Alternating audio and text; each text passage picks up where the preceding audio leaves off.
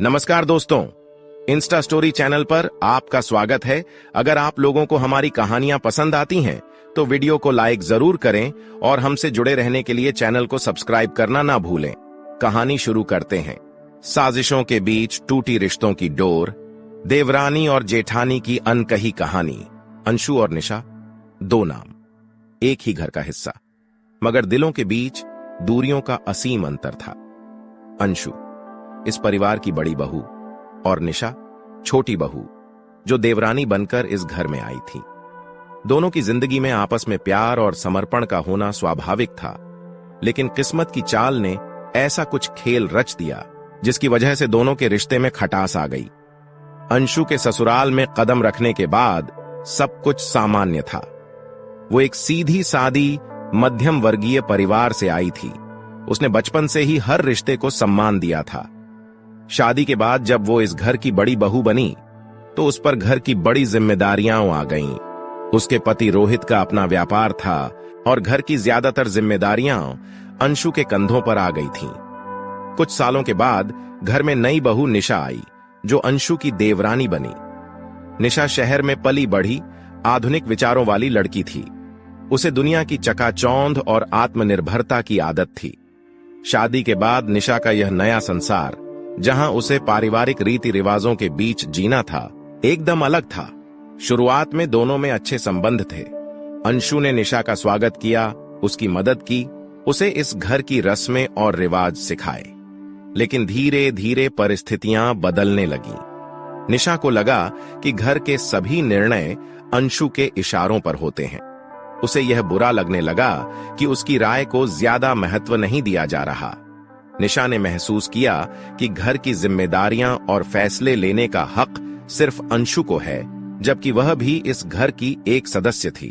समय के साथ छोटी छोटी बातों पर दोनों के बीच तनाव बढ़ने लगा। अंशु ने कभी निशा को अपने से छोटा नहीं समझा था, लेकिन उसे निशा की कुछ बातें खटकने लगीं। निशा का बार बार अपने फैसले खुद लेना और परिवार की पारंपरिक धारा से अलग चलने की आदत अंशु के लिए चिंता का कारण बन गई। अंशु को हमेशा यह लगा कि घर की मान मर्यादा को बनाए रखना उसकी जिम्मेदारी है, जबकि निशा को लगा कि उसे आजादी मिलनी चाहिए।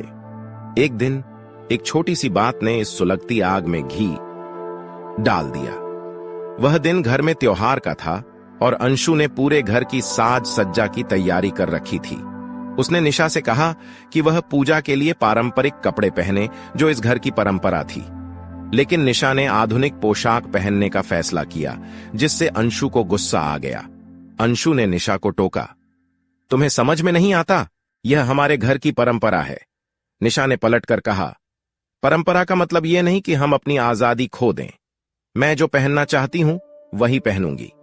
बस इसी बात पर दोनों के बीच कहासुनी हो गई। अंशु ने गुस्से में कह दिया, तुम कभी इस घर के नियमों को समझ नहीं सकोगी। तुम्हें लगता है कि तुम इस घर में अपने तरीके से रह सकती हो, लेकिन यहां हर चीज की एक मर्यादा होती है। निशा भी चुप कहां रहने वाली थी। उसने जवाब दिया, मर्यादा का मतलब यह नहीं कि इंसान अपनी पहचान खो दे। मैं अपनी शर्तों पर जीना चाहती हूं और इसमें कोई गलत नहीं है। इस झगड़े के बाद दोनों के बीच खटास इतनी बढ़ गई कि घर का माहौल बदल गया।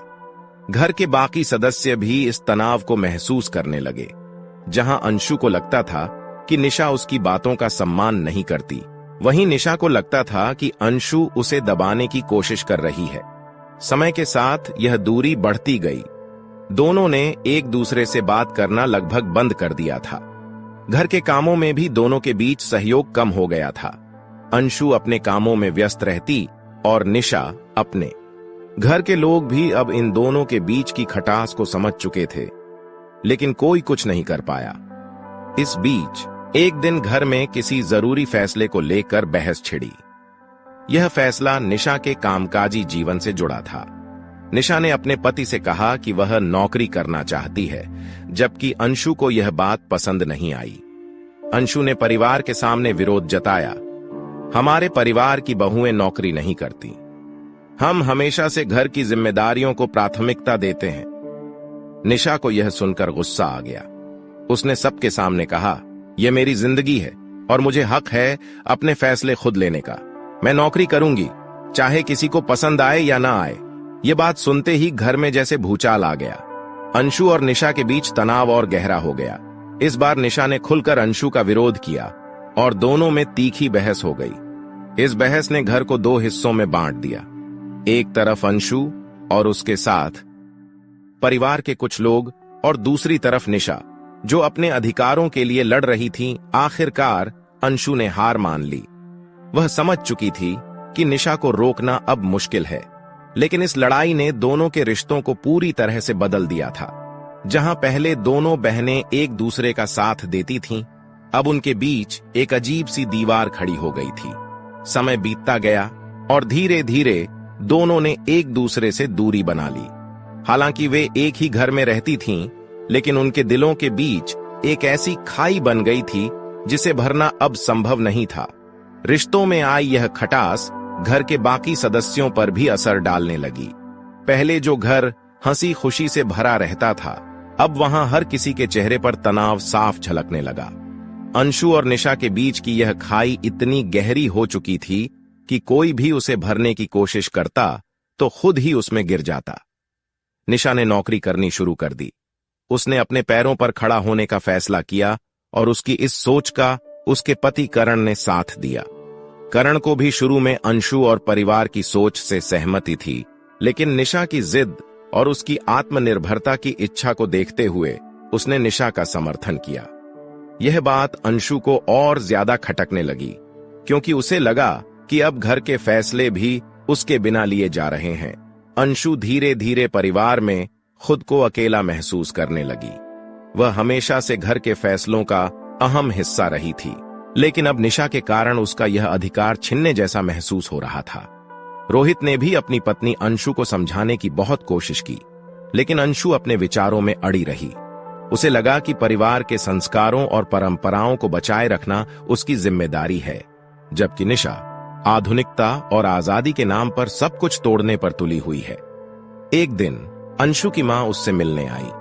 उसने अंशु के चेहरे पर चिंता और दुख देखा और उसे धीरे से पूछा, क्या बात है अंशु, तुम इतनी परेशान क्यों लग रही हो? अंशु ने अपनी मां के सामने सारा दुख बयान किया। उसने निशा के बारे में, उसके फैसलों के बारे में और घर में आए बदलावों के बारे में बताया। उसकी मां ने उसकी सारी बातें ध्यान से सुनी और फिर धीरे से बोली, बेटी, हर रिश्ता अपने समय के साथ बदलता है। हो सकता है कि निशा की सोच तुमसे अलग हो, लेकिन इसका मतलब यह नहीं कि वो गलत है। तुमने भी अपने समय में अपनी सोच और अपनी मर्यादाओं के साथ घर को संभाला है। अब निशा की बारी है। हो सकता है उसकी राह अलग हो, लेकिन इसका यह मतलब नहीं कि रिश्ते टूट जाएं। अंशु ने कुछ नहीं कहा, लेकिन उसकी मां की बातें उसके दिल में कहीं गहरे उतर गईं। उसने पहली बार यह सोचा कि शायद निशा भी अपने तरीके से सही हो सकती है। कुछ हफ्तों बाद घर में एक पारिवारिक आयोजन हुआ। सभी लोग इकट्ठा थे और निशा ने खुद आगे आकर तैयारी की। उसने पहली बार अंशु से सलाह ली और अंशु ने भी बिना किसी कटाक्ष के उसका साथ दिया। यह देखकर सभी हैरान थे, लेकिन सबसे ज्यादा निशा को यह महसूस हुआ कि शायद अंशु उसके फैसलों को स्वीकार कर रही है। आयोजन के बाद निशा ने अंशु के पास जाकर कहा, दीदी, मैंने शायद आपको कभी समझा ही नहीं। मैं जानती हूं कि आप इस घर की बड़ी बहू हैं और आपने हमेशा इस घर की भलाई चाही है। मैंने अपने गुस्से में यह कभी सोचा ही नहीं कि आप जो भी कर रही थीं, वो सिर्फ घर को संभालने के लिए था। अंशु ने उसकी ओर देखा और धीमे स्वर में कहा, शायद मैं भी तुम्हें समझने में नाकाम रही निशा। हर किसी का अपना तरीका होता है और मैंने अपनी मर्यादाओं को इतना बड़ा बना लिया था कि तुम्हारी सोच को देखने की कोशिश ही नहीं की। दोनों की आंखों में आंसू थे। इतने समय से जो दीवार उनके बीच खड़ी थी, वह धीरे धीरे टूटने लगी थी। निशा ने पहली बार अंशु को एक सख्त जेठानी की जगह एक ऐसी बहन के रूप में देखा जिसने इस घर को अपने कंधों पर उठाया हुआ था, और अंशु ने निशा को पहली बार एक ऐसी लड़की के रूप में देखा जो अपनी जगह खुद बनाना चाहती थी, न कि घर की परंपराओं को तोड़ने वाली। उस दिन के बाद घर का माहौल बदलने लगा। अंशु और निशा ने एक दूसरे को समझने की कोशिश शुरू कर दी। वे अब भी अलग अलग सोच रखती थीं, लेकिन दोनों ने यह सीख लिया था कि रिश्तों को बनाए रखने के लिए एक दूसरे की सोच का सम्मान करना जरूरी है। अंशु ने घर की जिम्मेदारियों को थोड़ा बांटना शुरू किया और निशा ने भी अंशु के अनुभवों का सम्मान करते हुए उससे सलाह लेना शुरू किया। धीरे धीरे उनके रिश्ते में गर्माहट वापस आने लगी। दोनों ने अपने अपने तरीके से घर को संभालने का नया तरीका ढूंढ लिया था, जहां आधुनिकता और परंपरा का संतुलन था। समय ने दोनों के बीच का रिश्ता फिर से मजबूत कर दिया। लड़ाइयां और मतभेद तो अब भी होते थे, लेकिन अब उन मतभेदों में कड़वाहट की जगह समझदारी और आदर आ गया था। अब वे सिर्फ देवरानी जेठानी नहीं थीं, बल्कि दो बहनें थीं जो एक ही परिवार का हिस्सा थीं और उस परिवार को अपने अपने तरीके से संभाल रही थीं। इस कहानी से यही सीखने को मिलता है कि किसी भी रिश्ते को निभाने के लिए सबसे जरूरी चीज समझ और सहनशीलता होती है। मतभेद होना स्वाभाविक है, लेकिन उन्हें सुलझाने के लिए खुले दिल और दिमाग की जरूरत होती है।